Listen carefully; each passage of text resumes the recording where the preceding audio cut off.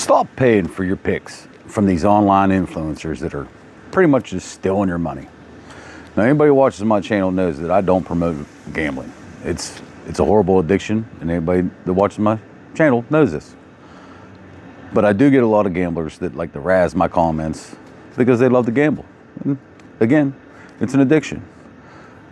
But I figured while I was thinking about what video to make, I might as well just go ahead and offer some of my best plays for tomorrow, November 1st, college football. And I'm going to give them to you throughout my video. Probably one every couple of minutes. But first I want to say, these influencers, they're claiming they got the best AI data, models that are running these games and giving you these picks. Come on, man. If you're buying picks off of them, you're just throwing your money away, just like gambling, just throwing it away, but you're giving them part of it. At least gamble that money instead of giving it to them. But you can pretty much flip a quarter and do just as good as them. But yeah, the one that just popped up, you see him all over TikTok. The one that just popped up on the scene probably about a month and a half ago, and he's gotten pretty huge. He's got glasses on. I can't remember his name, but he's a younger kid. He's giving out all his bets, straight bets, money line. He's giving you, 1 to 5 odds, and bragging about, I hit it 75%. Well, yeah, but as soon as you lose one of them, there's a big upset. Now it takes you 3 more wins just to get that money back. But people are eating it up, and he's got his buddies pushing his content. He's got like 4 dudes. Oh, have you seen this guy? Have you seen this guy?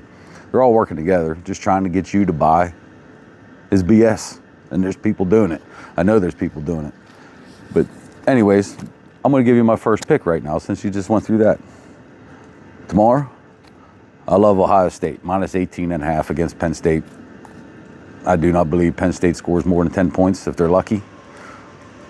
Ohio State's home, and they're probably going to win a national championship. That's who I got anyways, that I think is going to win it. But yeah, he'll probably give you a money line.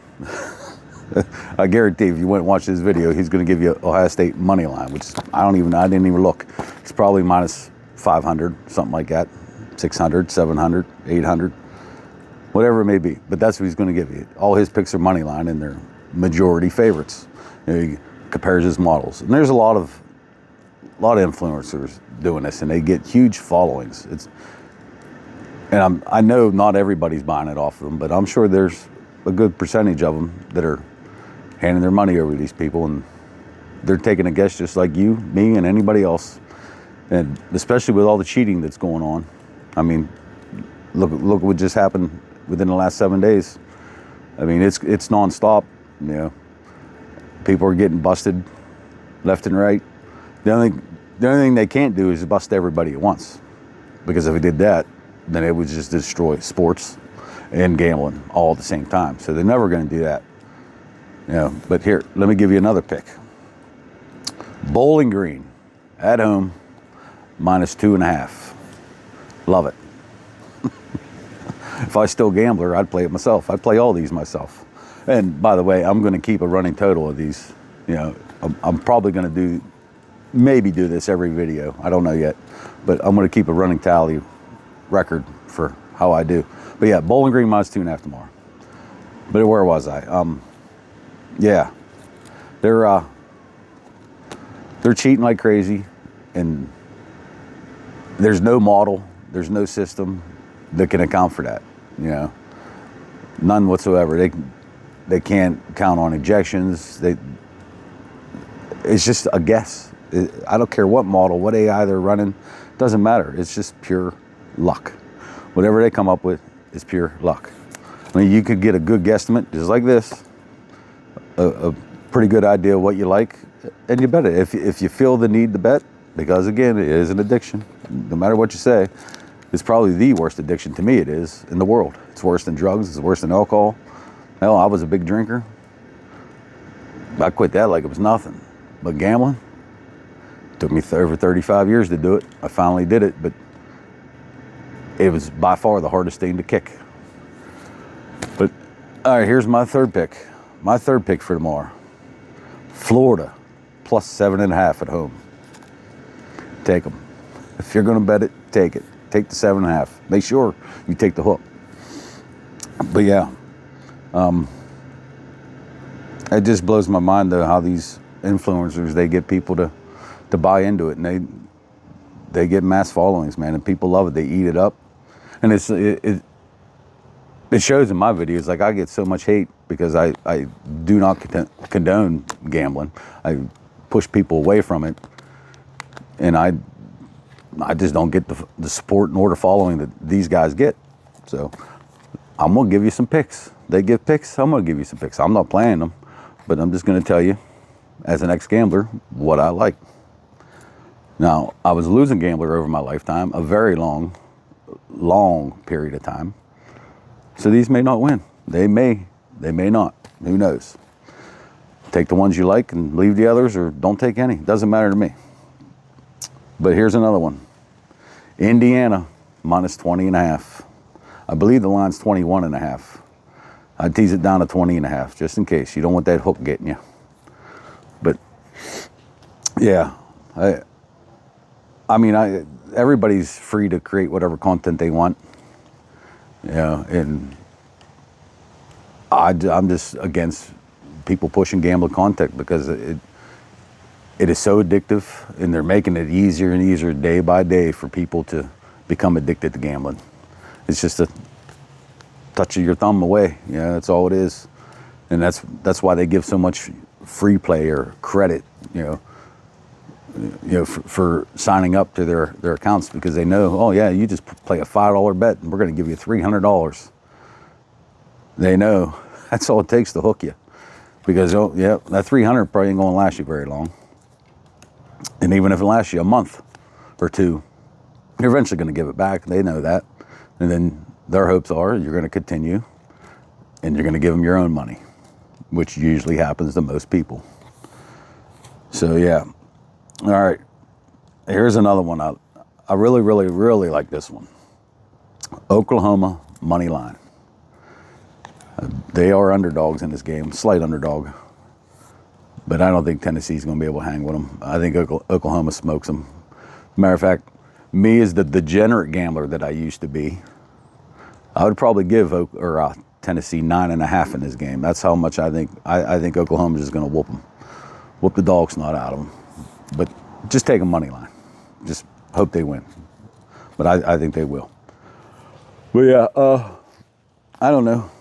It just blows my mind, how addicted gambling is, and the disease that is. It absolutely destroys lives daily, and it is just promoted like it's a 2-liter of Coke.